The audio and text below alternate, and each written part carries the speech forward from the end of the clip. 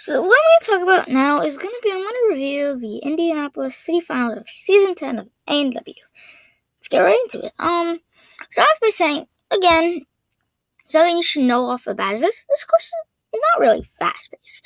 Especially, I don't think, because I know, like, the second obstacle, the cannibal drops if you look, the first obstacle, I do like the new archer steps because it is faster, and that is something to know, it is faster.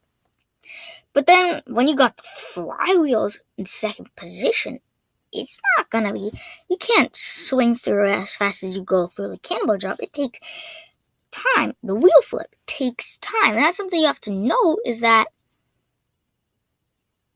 these obstacles, it's not made to go through it quick. Meaning, if someone is to finish, it's not going to finish super duper fast, and that's something to know off the bat, that the course doesn't matter when it plays into the episode, because if you the harder the course, the more, because there could be easy obstacles, but they take a long time to finish, like the wheel flip, like the flowers. They're not typically that hard, but they take time. And the spin hopper, the new, this, it's clearly modified to be easy, and you could get through it pretty fast. Block run, the thing about block runs, these bounce ups are pretty easy. They're not pretty fast-paced, obviously, but it equals up when people are, psyching themselves out and, spend a minute on that platform right before the obstacle.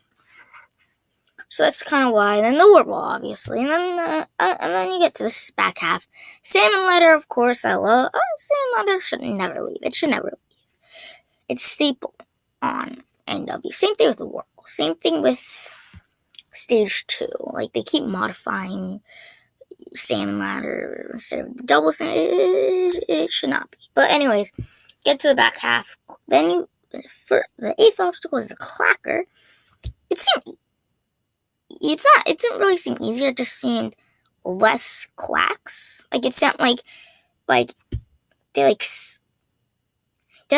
offered you the option of skipping the final clack, and that was just not cool. I felt like they definitely should have added a clacker, or told them to clack all the way, because they would get do this motion like normal. They'd do this. They'd do 2 of this. Then they'd have to do this, and then they do the sideways, and then there's a clack that I wish they would have to clack. Instead, they would just go to the dismount, skipping the 2 clacks. So it just was that's not cool. I didn't really like that.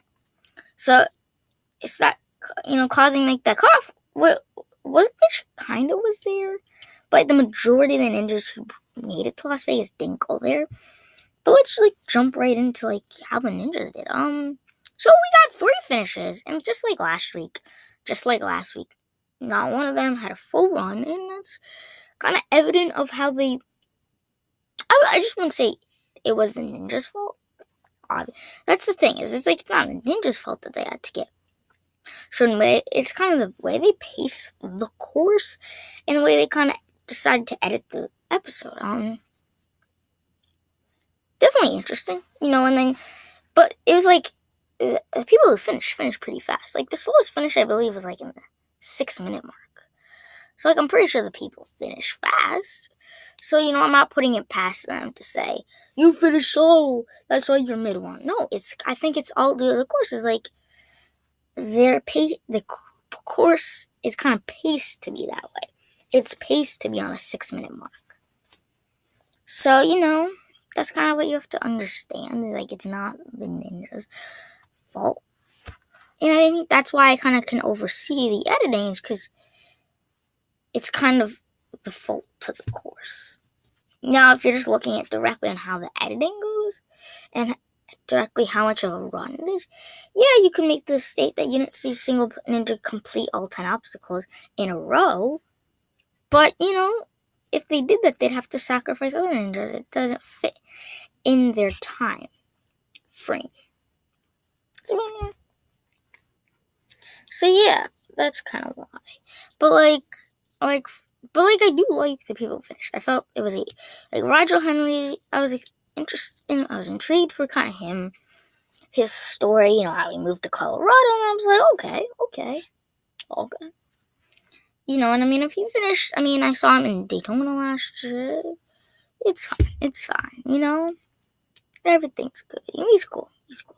Then you got Trevor West. I mean, he was an interesting guy. He had a heartwarming backstory and stuff. Yeah, but like he finished like fast. Like I thought he wasn't gonna be topped, and then he got Ethan Swanson. Then he topped him, and I was like, okay, you know, interesting. You know, it was definitely one of the things, but one of those things where like the editing kind of led you to that in a way where it's like the way they put the ninjas kind of was like kind of put you on edge a little bit. Yeah. But yeah, cause like let me tell you why. Here's why kind of like the editing gets weird, is cause like Roger Henry finished first, meaning, you know, I guess you could kind of assume that he wouldn't get the fastest time. It's just me, but like Trevor West finished, I thought he was gonna get the fastest time, but then when Ethan Swanson went and then he had put the time mark for the fastest time, I was just like, he's gonna get it. Because why would he be shown last of the finishers? You know what I mean? So that's kind of why I definitely feel that way. Is like, why would they show the clock if he wasn't gonna get the fastest time? Which is something you can make for George Show. But I like the editing last week as like you assumed Drew would finish, but he didn't. But again, he was like closer to the end and stuff, so I definitely felt like it was kind of interesting. Oh yeah, so I felt like, I mean, he finished fastest time, and you kind of could suspect it from where they placed him, from where the clocks are, and like when he was definitely, and then like he was like, well, if they're like, how come you didn't do that for this competitor? Like, you notice when like you put it. Yeah, and like usually you'd put the clock on the final obstacle.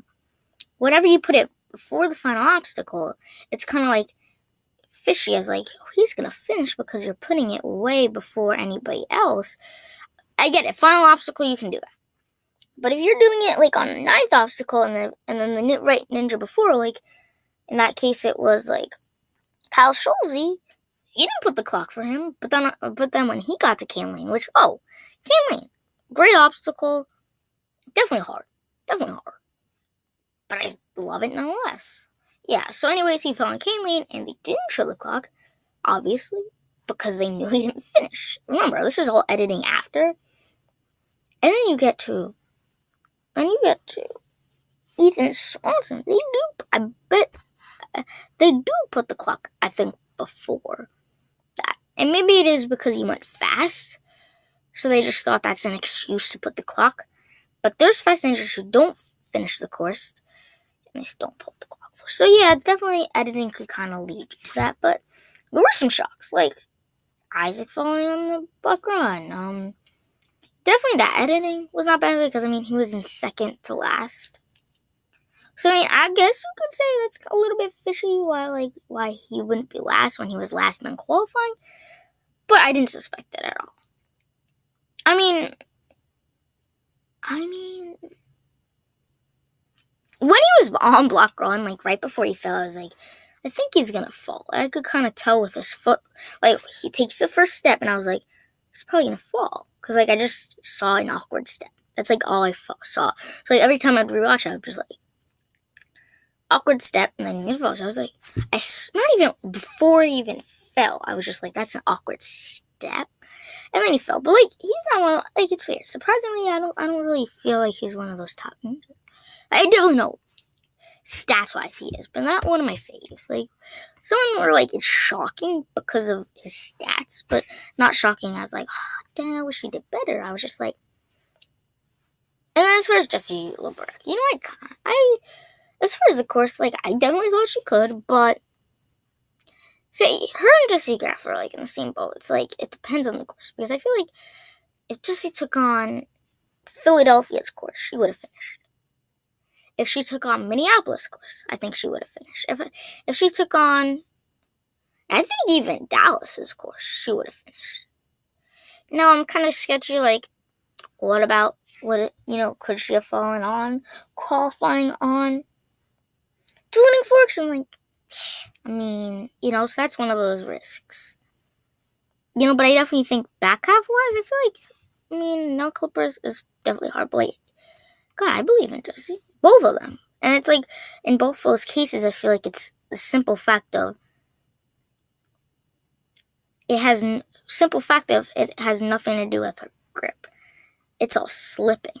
And that's something that they share in common as how they fell into the finals. They all simply slipped off the obstacle. Probably had tons of grip, just slipped. So that's kind of why I put them in the same boat. And I definitely think, had it not been this course, they could have still finished. So yeah,